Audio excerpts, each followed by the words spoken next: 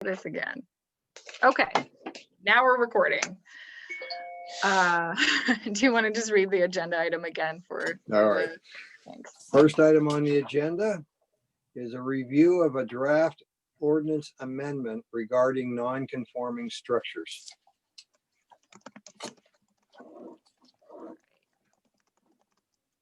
You there? Yes, I am there, just doing a little Zoom housekeeping. So I distributed to everyone the ordinance amendment draft that is currently being run in the paper for a public hearing set at the January 25th council meeting.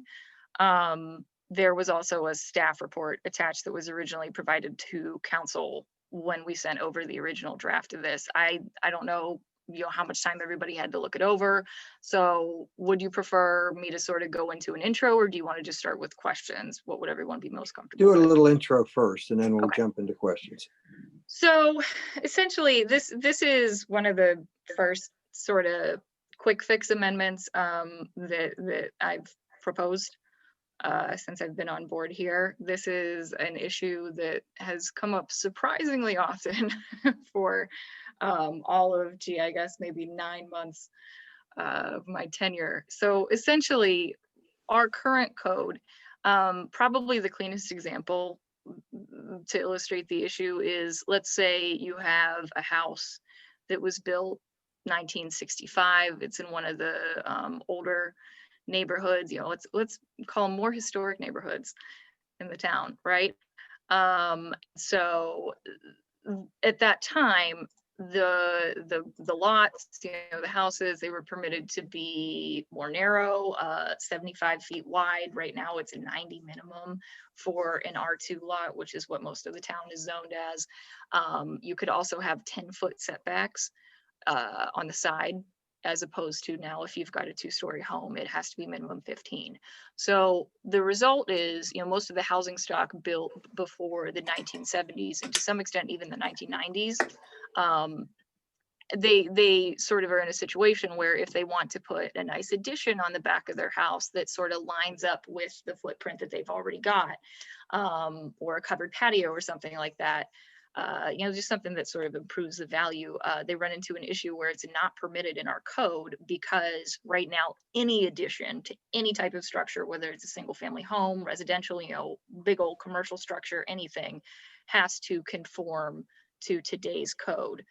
I've seen that in a few other municipalities, but that tends to be a bit of an outdated practice, particularly because the issue just comes up with these older homes. There are many communities that do allow you to, say, line up an addition with your existing building line. The term used in the staff report is not increasing the non-conformity, basically not making it worse compared to, how well it fits our current code.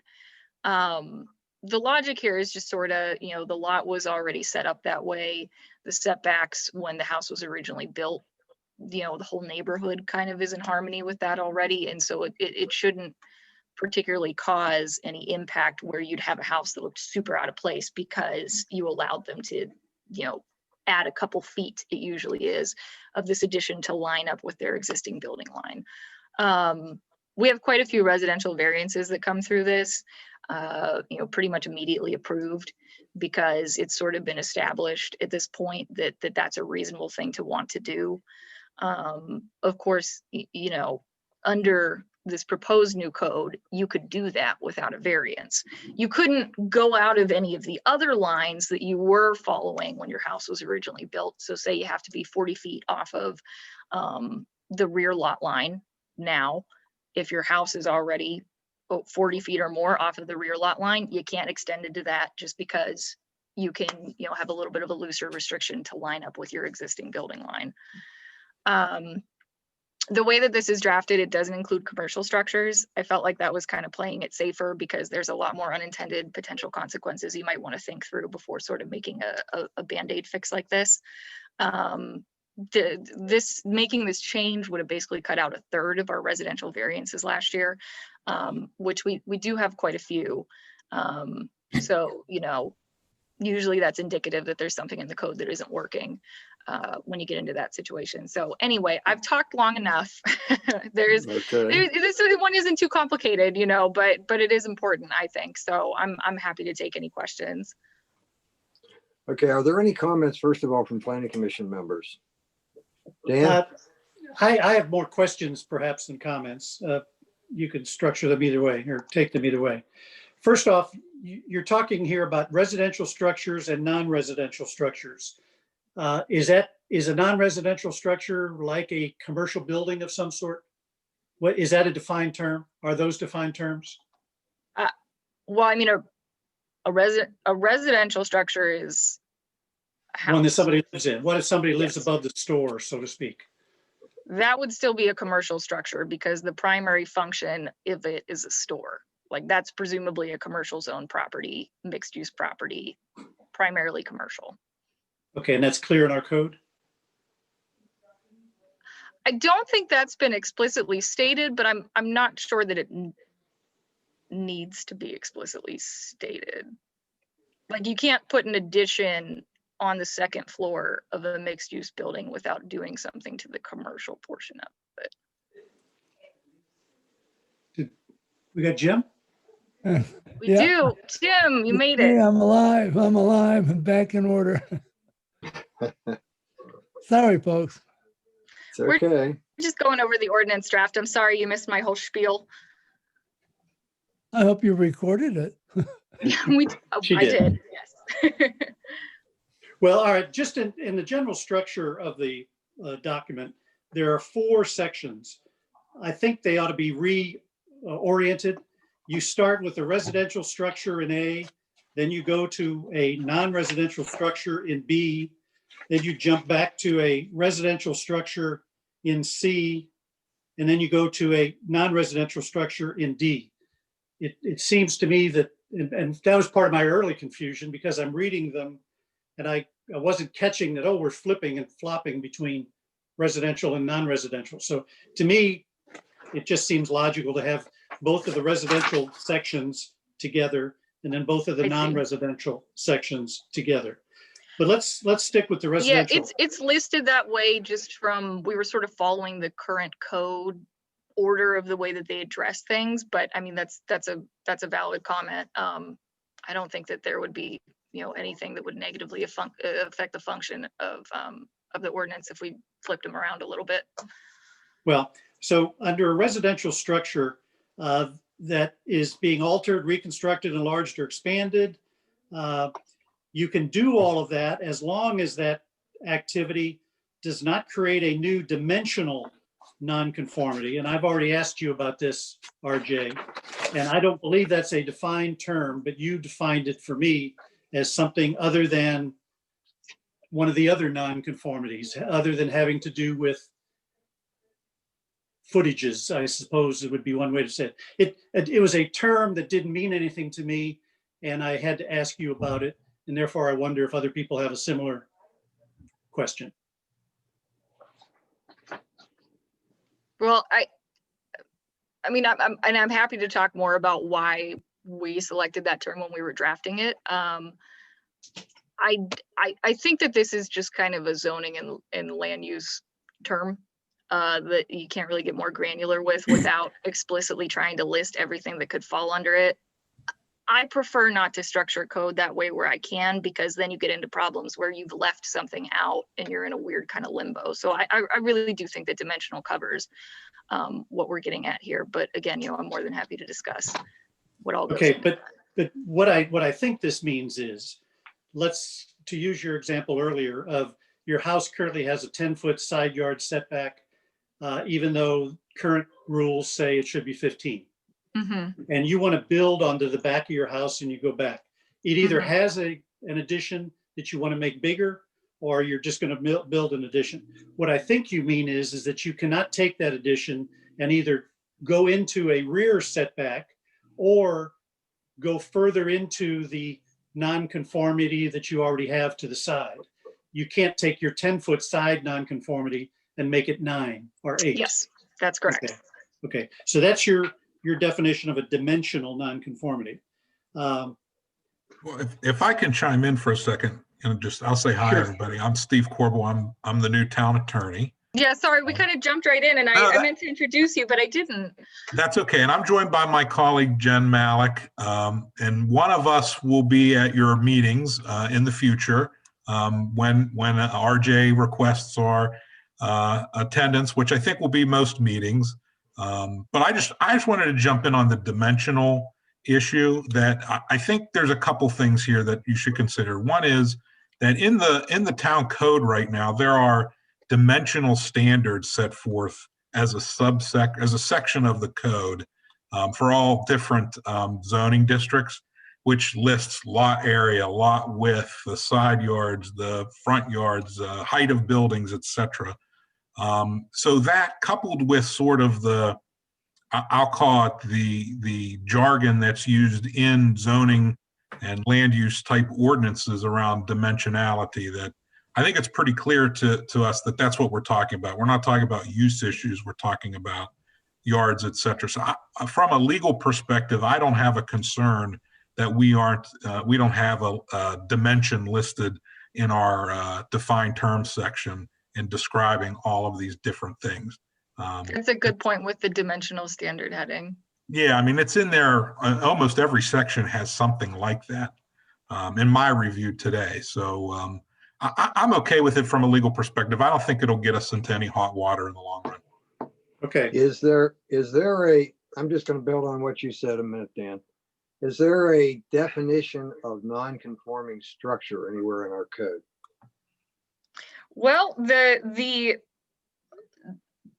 original, or I guess the current code, it's got kind of a clunky sentence in there that says like a non-conforming structure is a structure that was conforming when it was originally built, but now is not. Essentially, there are a couple more words in there. I'll have to actually check the definitions section. I'll pull that up right now as to whether we explicitly, go so far as to lay it out there too. Again, I think this is kind of one of those jargon things, but it couldn't hurt. I would agree with that as well, that in the legal parlance and the zoning and land use type ordinances, a nonconformity is a nonconformity, whether it's a structure or a use, etc., that at one point was in compliance with the zoning ordinance, but has become out of compliance over time due to definitions. And So when are you saying then that should be added to this ordinance to clarify that? For example, it seems to me that non-conforming can mean a number of things. It can mean, not meeting the building lines like you were talking about in your example. It can also mean this section is just dealing with structures. There are sections in the ordinance dealing with uses, etc. We're just looking at revising the non-conforming structures section. The structures can be larger, for example, than what's allowed in the zoning ordinance for that particular piece of property. Correct. It can be 3 stories instead of 2 stories that would be allowed in the ordinance. Yeah, as long as when it was constructed, that was permitted. But what this really does is it protects a property owner from the town changing the ordinance and then going back and saying, hey, we know you built this 3-story building 50 years ago, but now it can only be 2, so you have to take the top story off or you whatever. Need a haircut. Yeah, like that's what it's there for. It's to keep that right. And traditionally, as structures were added on to, or if they were damaged or caught fire, then those rules changed, and that's addressed in the second part of the ordinance, C and D. And I understand why RJ arranged it the way she did from an organizational standpoint. A and B are discussing expanding nonconformities or adding on to nonconformities, whereas C and D are dealing with where there's damage or destruction to the property, even though that she is flipping back and forth between residential and non-residential. So it's certainly up to you all if you'd like to flip it around, but I understand why she did that. I'm not so much concerned about that as I am about getting some kind of a definition of non-conforming structure in there. I think that's in the current the current code, and that was my question in the first sentence of 1343.01, which this one would repeal. It says a non-conforming structure is one that met all zoning requirements when it was built or when its building permit was issued and now fails to meet the current zoning requirements. That was the old Why are we section. proposing to delete that? I mean, I'll be honest, it seemed like this is just like, to borrow a Game of Thrones phrase, it is known when it comes to zoning and land use now. I don't have an objection to putting it in, but the person that needs to be able to interpret this officially is me. So But what about the resident? Don't they need to be able to read our codes and understand what they mean? They shouldn't have to come to you for explanation, as I yeah, had I mean, to. hey, you know what? I would love if everybody just read code and knew what to do with it. I try to make it as simple as possible so people understand what's going on. That said, very, very, very often people call us to ask what they can do no matter what. But I mean, we can add a non-conforming structure sentence back in, or we can even put it in the definition section if we think that that's going to be more appropriate, because right now there hasn't actually been a standing definition in the definition section for this term. Because 1343.02 non-conforming use starts with a non-conforming use is one that met all zoning requirements, and then it goes on. So if we delete the 1343.01 in its entirety, we still have a companion section on non-conforming uses that at least gives you a start to say, okay, this is what a non-conforming use is.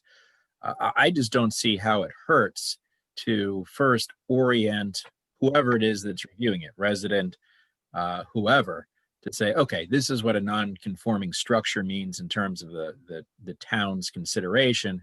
And now we'll go into the specific details of residential versus non-residential. I think it just helps to orient from the start. So pop that into a letter A, let's say. It could be. Okay. I jumped in there on you, Dan. Do you have other items you want to go over? Well, again, maybe I'm nitpicking, but I'm going to do it. We talk about it in A, we can reconstruct as long as it doesn't affect the dimensional nonconformity. So now we go down to under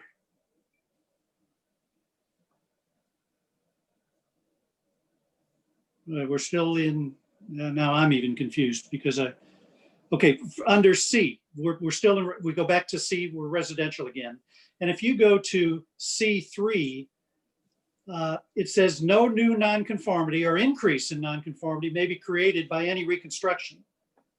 We just said in A that you can have a reconstruction as long as it doesn't affect the dimensional nonconformity. Here it says no new nonconformity. So don't we also need to say no new dimensional nonconformity? We seem to be contradicting ourselves in C3 where nothing can be done under the reconstruction. But in A, we said we can reconstruct as long as it doesn't affect the dimensional nonconformity. Yeah, well, so I mean, this portion of the ordinance is specifically speaking to essentially like if a building burns down.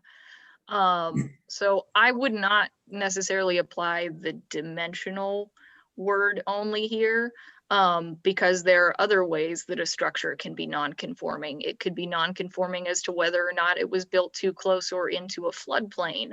It could be non-conforming in that it didn't follow certain stormwater management requirements or buffer yard requirements or things like that. And so, you know, sort of what we're getting at here is we don't have an objection to somebody putting an addition onto their house or reconstructing an addition onto their house or a covered deck. Really, that's almost always what we run into this with, is if somebody wants to put, a roof over their porch. And it's old and they have to rebuild it, there's a support that's coming down. So, I mean, I just had a variance like that a couple months ago. Whereas in C, we're not talking about, a little piece of your house needs to be repaired or you just want to line a deck up with a house. This is like somebody came in and hit your house with a wrecking ball, or somebody burned your house down. Well, hopefully nobody burns your house down. Something burns your house down. Okay, I see your distinction. Yeah. on C3 as because it was damaged or destroyed. We do not have a percentage for residential damaged or destroyed. We do for commercial. So does there Yes. not need to be one? I did not feel that the residential distinction was meaningful. You know, we just, again, this is in response to real scenarios we've seen where somebody had to go to the zoning hearing board to rebuild their house that was destroyed in a fire because the lot was physically too small to fit any house in 2020 under our current code. But, you know, again, it's a perfectly fine house in a neighborhood that matches it.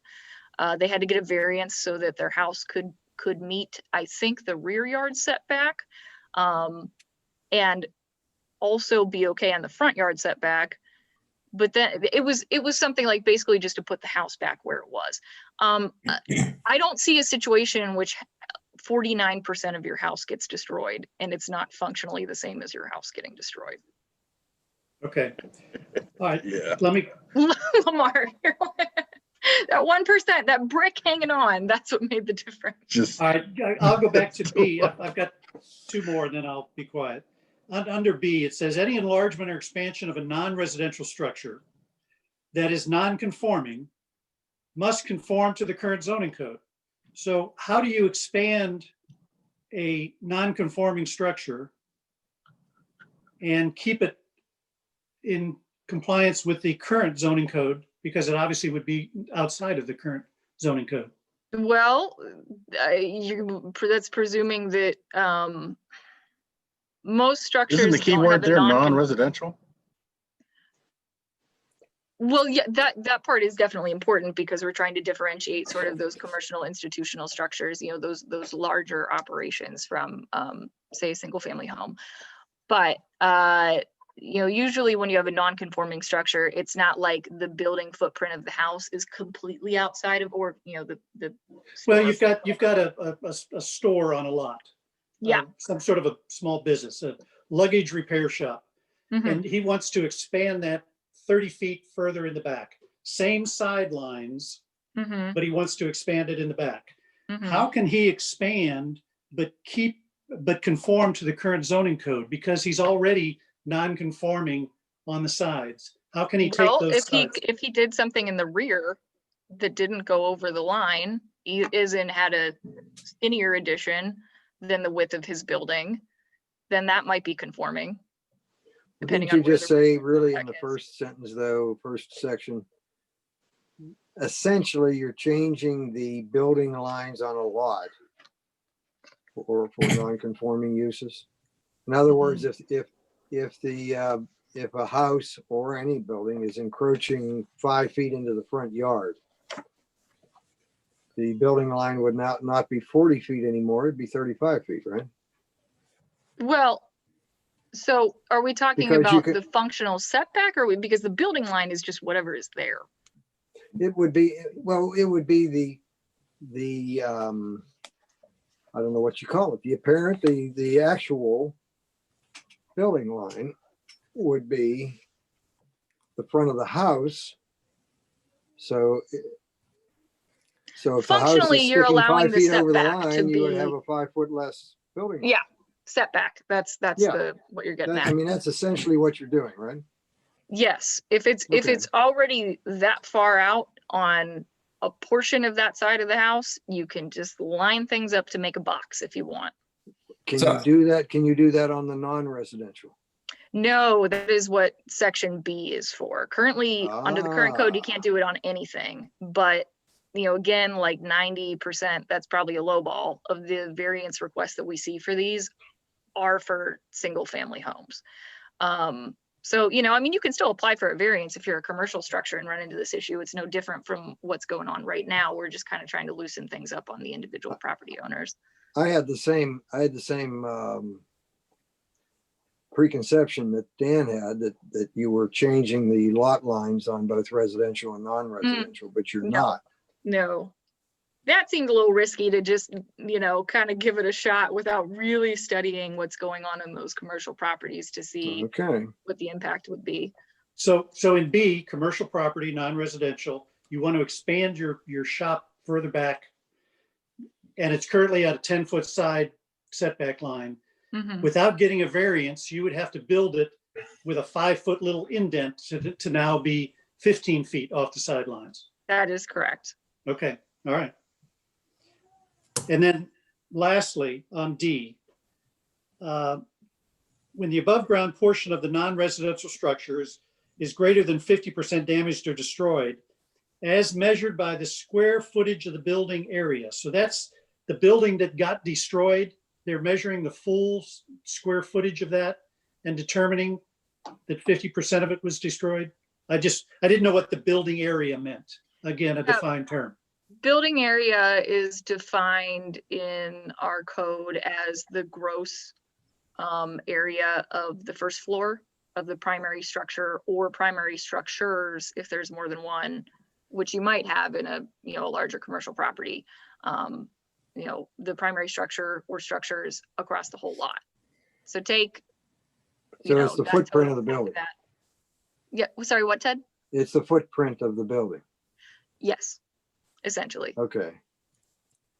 Because I would have assumed it was the 2-story area. If it's 5,000 on each floor, I would have assumed it was 10,000 square foot total, and if 5,000 of it is destroyed, then you had to follow that. Yeah, we went with that term because it was actually one that already lived in the definition section of the code. Okay. Okay, so it's a footprint. And last but not least, do everybody know what a pop-up is? Yeah. In other cities, Washington, DC, for example, older cities, you'll have a string of row houses or a string of constantly consistent houses.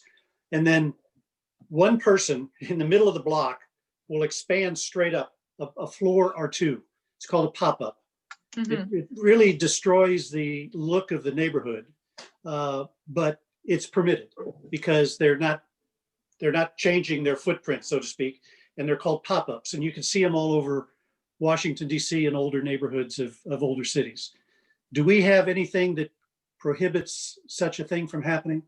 Yeah, we do have height restrictions existing already. I think all of our zoning districts.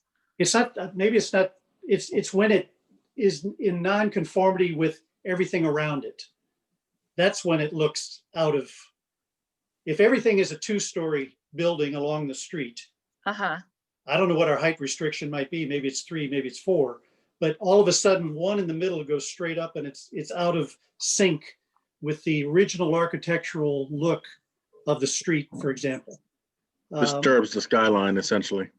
Yeah, they really look strange. They really You look wouldn't strange. be allowed to, this code would not allow you to do anything that you're not already allowed to do in that case. The only thing I could think of is if you've got, this is getting really into the weeds, but in our districts, there are different setback lines for a 1 versus a 2-story house on the side.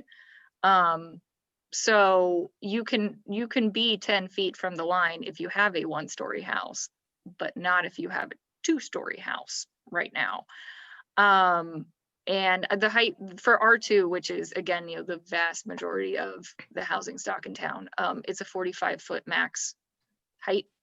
So, this would, I can't imagine a situation in which there was a house at some point built with one little turret, that was like 50 feet that would allow them to just make a really tall house. I think we're okay on that one, but I'm going to send you a couple of pictures. RJ. Please do. I'm curious, to be honest. Yeah, Because, if you Google DC pop-up house, they're right there, Okay. and it's crazy. Yeah, Yeah. and they look strange. And they might They have do. classical architecture, 2 stories for the entire street. And at several locations, they've got a modern pop-up 2 stories extending it higher. And it That's just happened looks, That's happened looks- over in Lawrenceville. No, You're Okay. right. you can You're see it over absolutely there. right. It has. Yeah.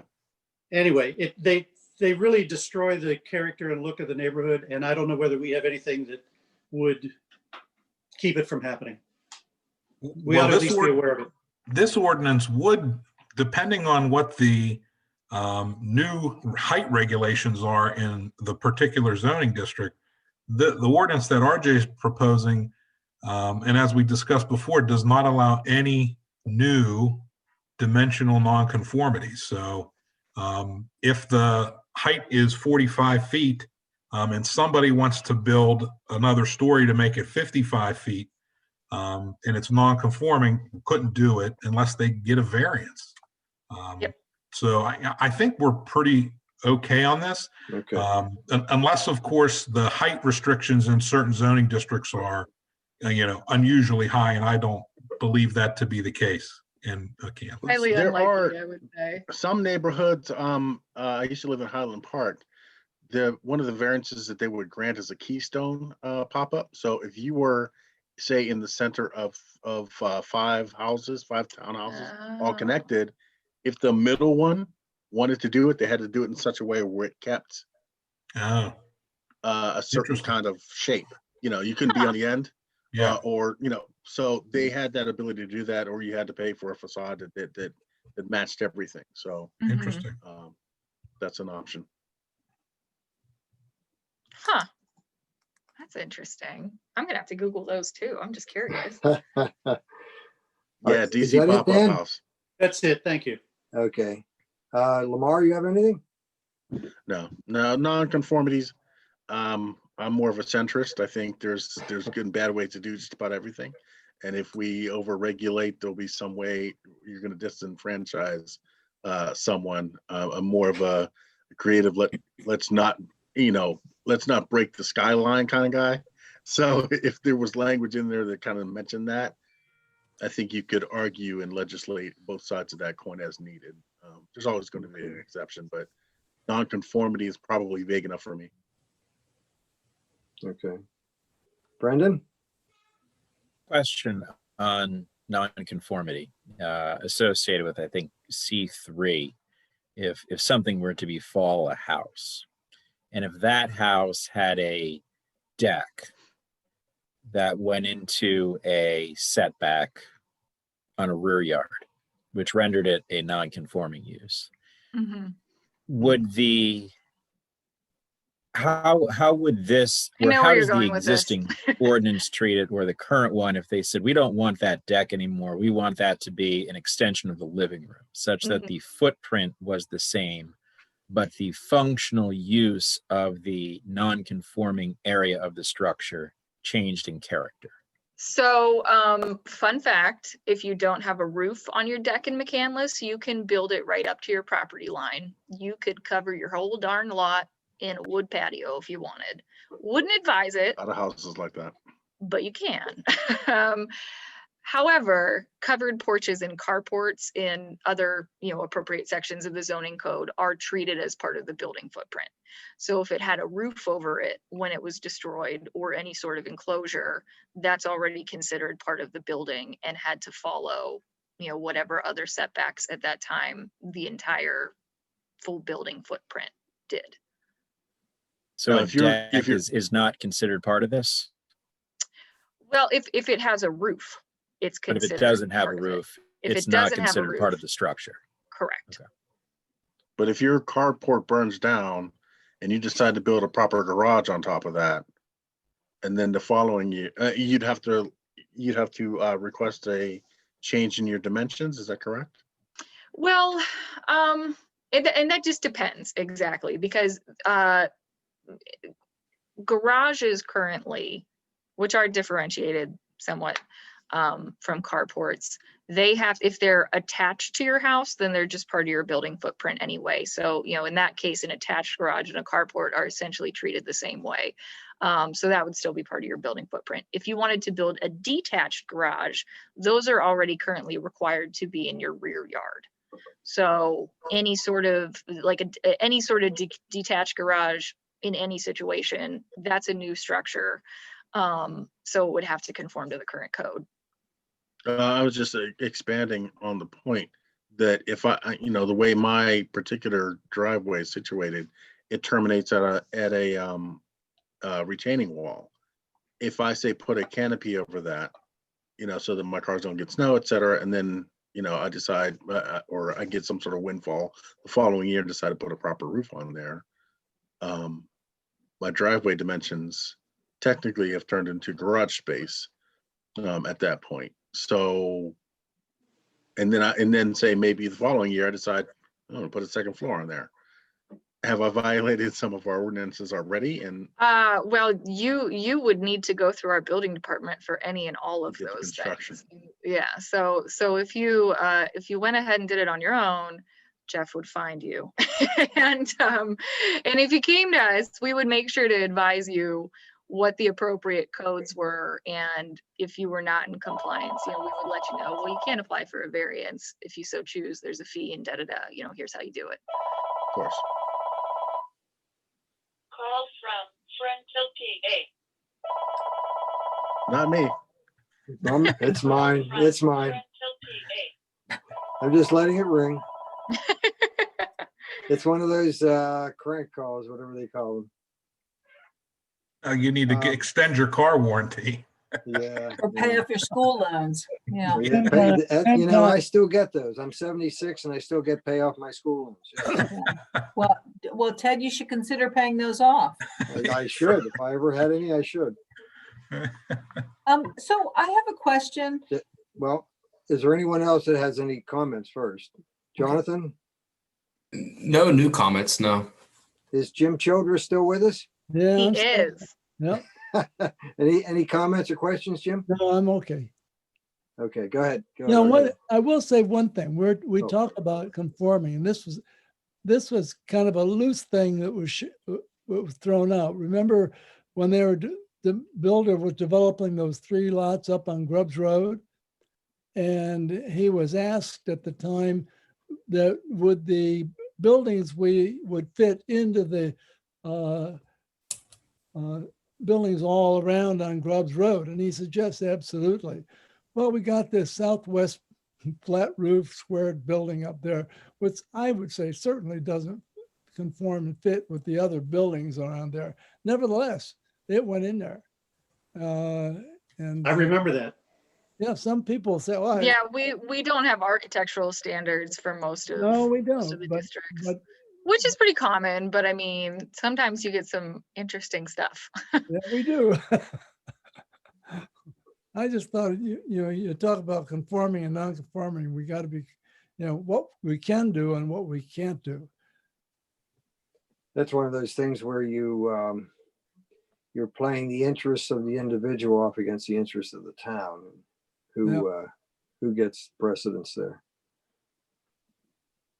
I had another comment, and I don't know if it makes any sense or not, but does non-conforming lots have any of these same problems that we're talking about?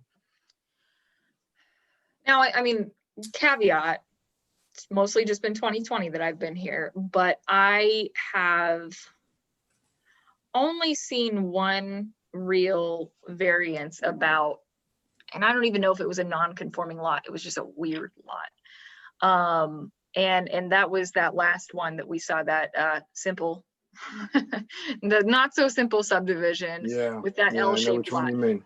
Right. And so that would be, because they were reducing the length of that one lot line, even under this code update, they would still need to go and actually get a variance for that.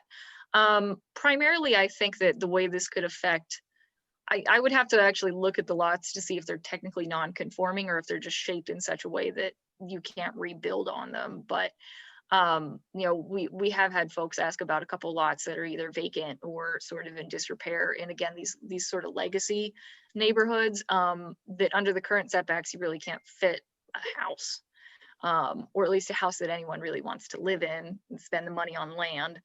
Yeah, we actually have a plan of 25-foot wide lots in our town. Oh, I It believe has that. houses all over them. Some of them are 50-foot wide, some of them are 75. Yeah, think there's yeah, any 25 75 foot. is very common. And I've seen a Yeah. couple 50 and 65 too. Yeah. The way that this amendment could potentially affect them is if, let me look at the rebuilding section. Basically, they would need to, let's say somebody's house burns down on one of those lots. Within 18 months, they would need to try to rebuild to maintain, their legal nonconformity. That's something that could be altered if perhaps they wanted to, we wanted to lift some sort of time restriction so that those vacant lots could be reused.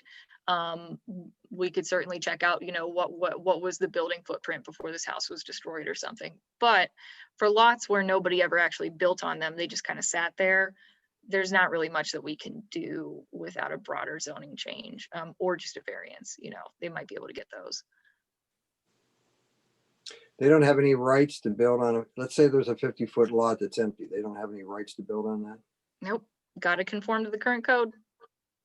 Even if it was the current code at the time. Yeah, well, that's kind of the heart of this whole issue, right? Is that the building. Well, I mean, it was legal. It was legal at one time. Let's put it that way. And, yeah. I mean, if I think that I'd have to look for the exact number of years, but I think there's something that if you get your plat approved, even a final approval, and you don't do anything for 5 years, essentially it expires. I've heard maybe sometimes it's 10. Steve, you might know more precisely. I was going to ask Steve, what do you think about that?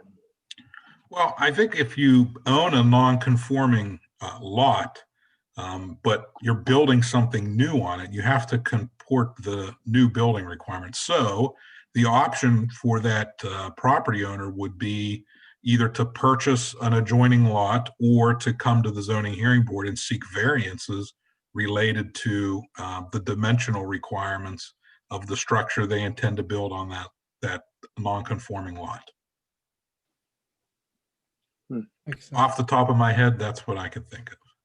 Yeah, like I said, there is a plan of 25-foot lots. I don't think any 25-foot lots have ever been built on.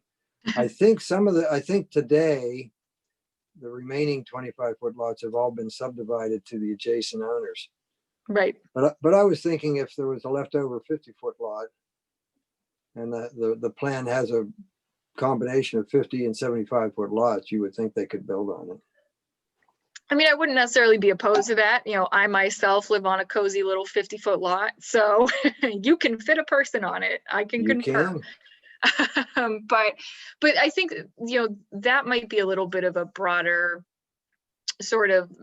picture thing that we'd want to think about. Take a look at, what properties would we really be affecting to make a type of zoning change like that. Again, not that I'd necessarily be at all opposed, but the purpose of this particular amendment, at least, is sort of to make an easy fix for a piece of code that generates a ton of variances already that are never going to get turned down, frankly. Okay, are you going to add the definition that Brendan was talking about from the old code? I think that's reasonable. If Mr. Attorney, what do you think? Yeah, I believe that's totally fine. The belt and suspenders approach is okay by me. Okay. We were going to separate the residential and non-residential clause. Yeah, we could together, right? reorganize that if that's the will of the commission. That's no problem as well. Okay. Kim, you had a Any other comment or started a comment.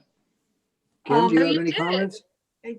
Thanks. Actually, Jim pretty well asked the question that I was thinking. I feel a little nervous about this because I'm trying to think of all the possible things that someone could do on a property, kind of make their non-conforming use bigger, is how I see it in my mind, that would possibly interfere with something of their neighbors. And I think,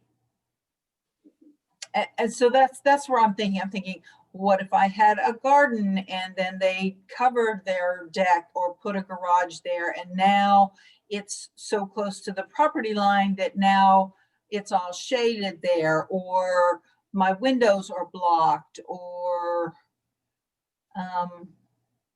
I guess I was just trying to think of each one of these. When they come to the zoning hearing board, you kind of get to look at that, right? And the person gets to say, but that's the only place I can grow my tomatoes or whatever. I don't know. That's the only thing that makes me nervous about this is when you start really getting close to your neighbor with bigger stuff, it seems like it can kind of overshadow your neighbor. It makes me just feel a little bit, Well, I think that's a very valid point to consider. And I will say, at least, kind of my thinking was watching these come through. I think maybe 5 feet is the biggest variance I've seen yet, or maybe it was even 4, because they built their house 11 feet from the property line instead of 10. And so again, they wanted to line up, a portion of a covered porch. But on the other hand, there's also at least 10 feet on the other side. So you've got a solid 20 feet between those houses. And they do still have to respect a rear setback. Even if they overextended in the rear, it's very rare that you would see less than a 30-foot setback. I think at some point 30-foot rear yard was okay in our zoning code as well.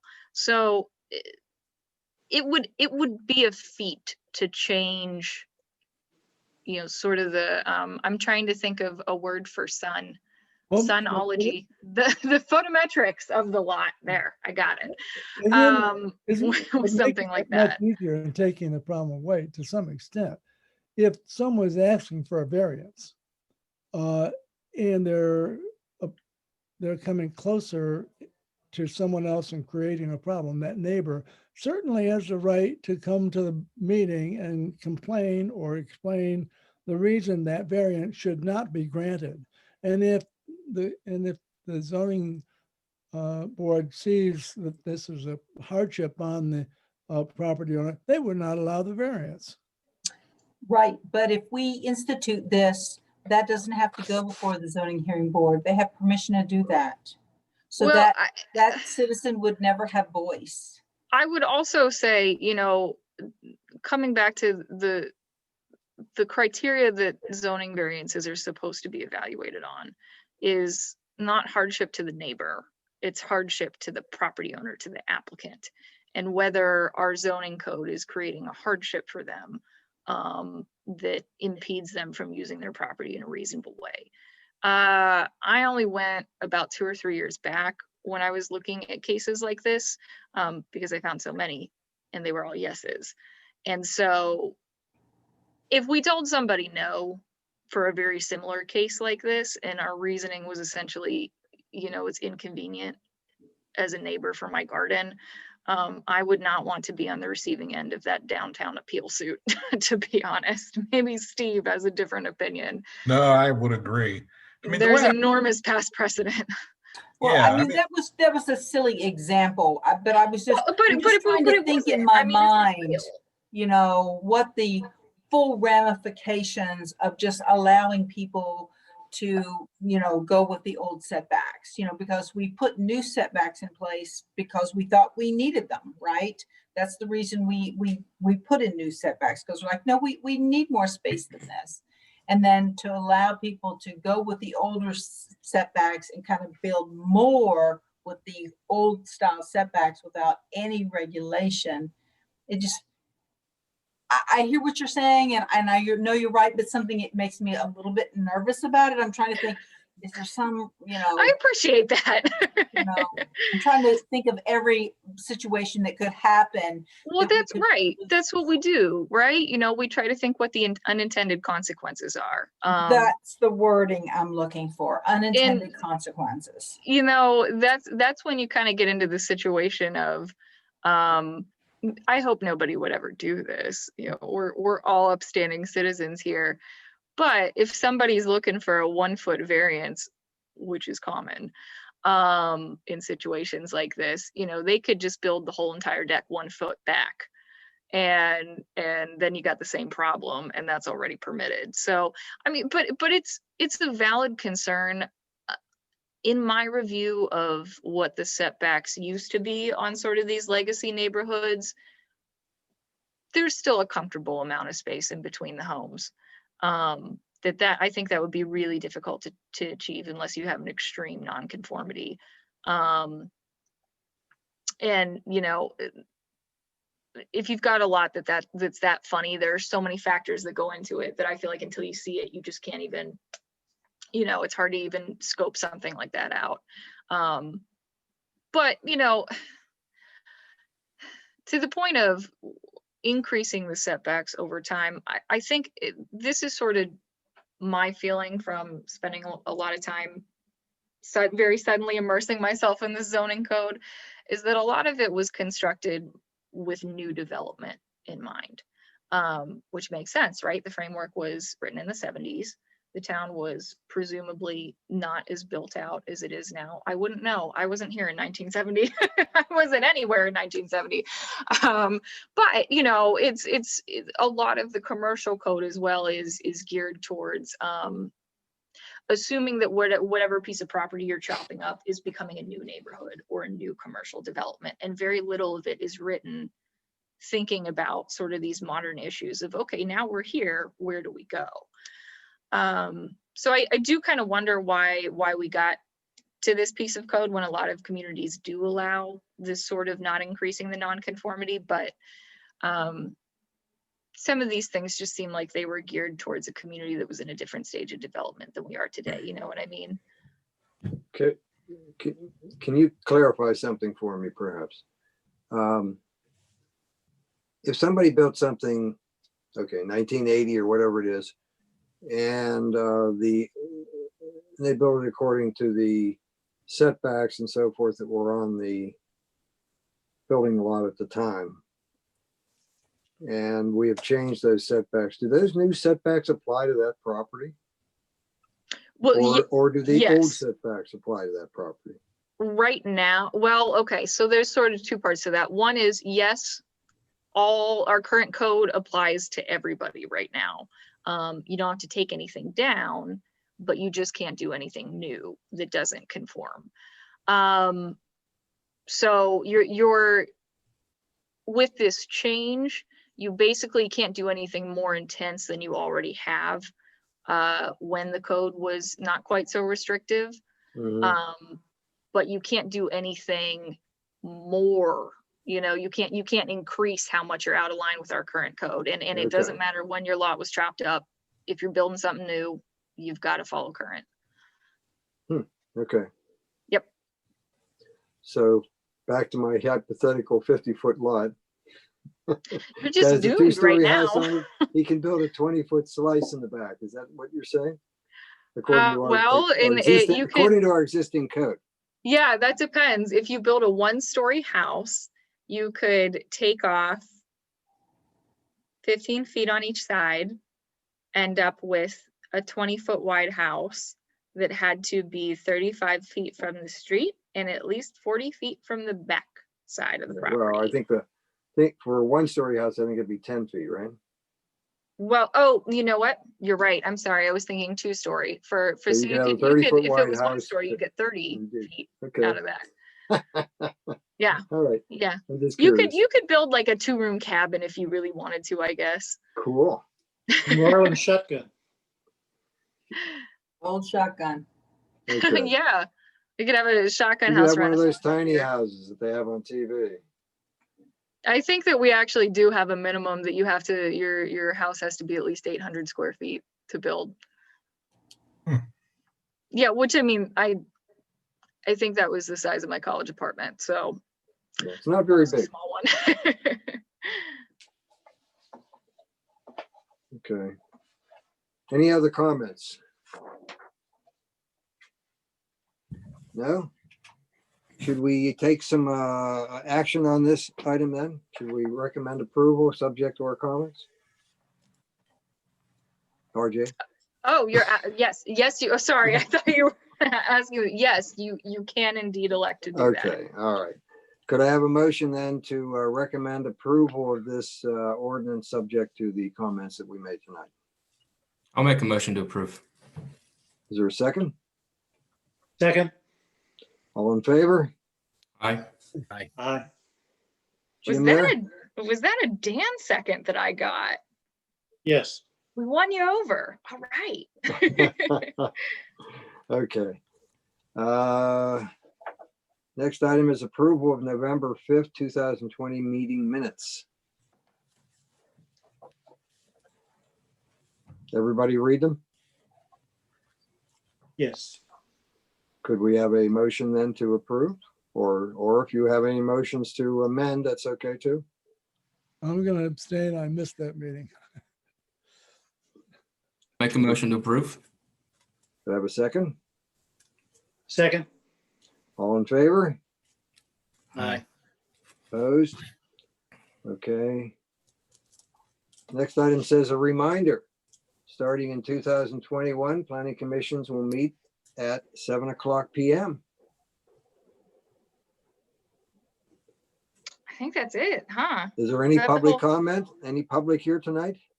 Well, you know what? I don't, oh, Lamar, I'm sorry. I didn't realize that you got muted. You're muted.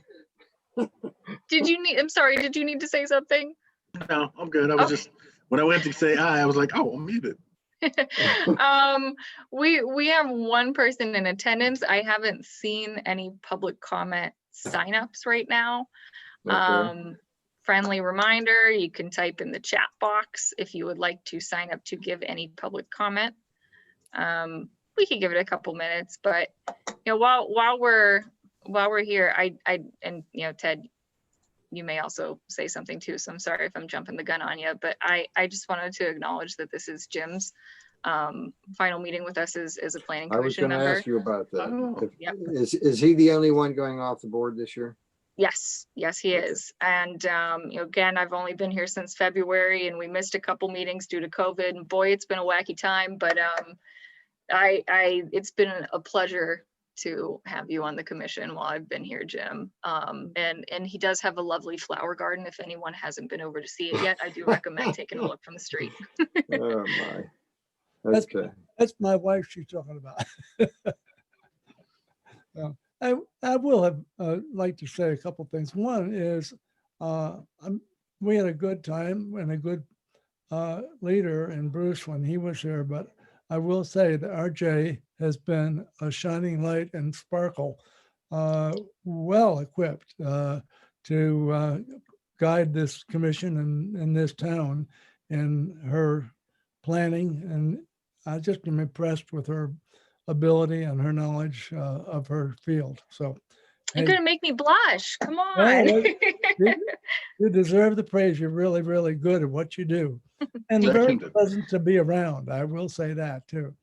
I've really enjoyed being on the planning commission for the number of years and working with all the people that have been on that commission and have worked hard to maintain the township and keep it in a sensible order and a place that's enjoyable for everyone to live in. And I'm one of those. I've really enjoyed it. So thanks a lot, all you folks, and those of you that aren't here. It's been a pleasure, and I wish you all well as you continue to the work that you're doing. Well, thank you, Jim. It's been a pleasure working with you. You've been Yeah, a Joe. font of knowledge. You've been around McCandless forever here, I think. So I feel it's- that way sometimes. those of us who are getting slightly older, Well, I'm going to hit the 9-0 in a couple of months. how about that? Oh my gosh. Congratulations on that one. Wow. Well, that's great. That's awesome. Yeah.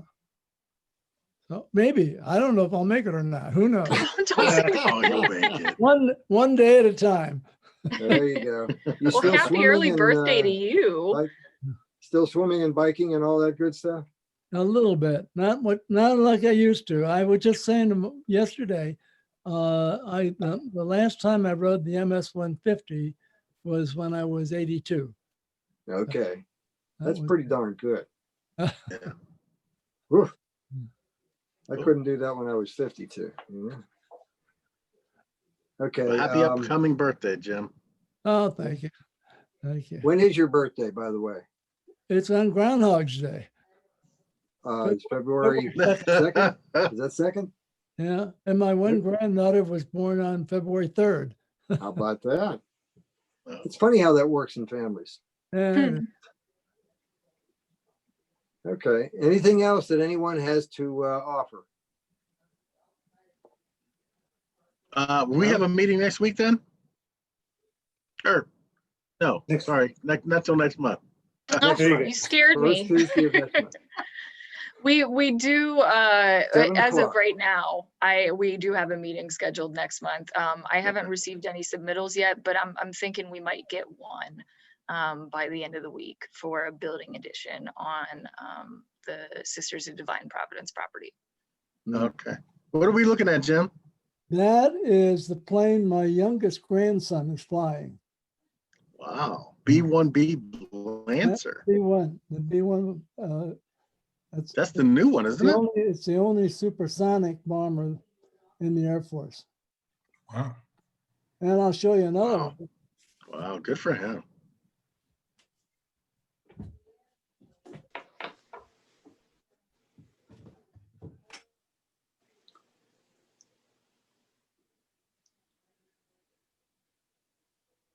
Okay, can you see that one? Yeah. AC-130W Spectre. That's it. Very cool. That's the only special forces plane. That's the one my other grandson's flying. Wow. Wow. Proud grandpa. Well done.